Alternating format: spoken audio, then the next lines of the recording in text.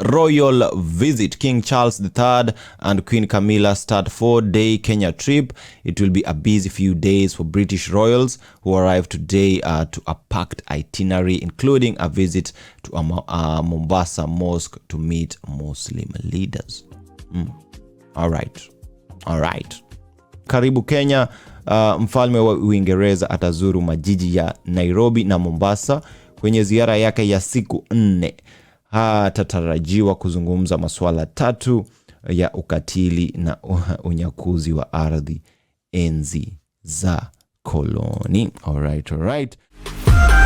You're listening to Blue Radio, bringing the vibe.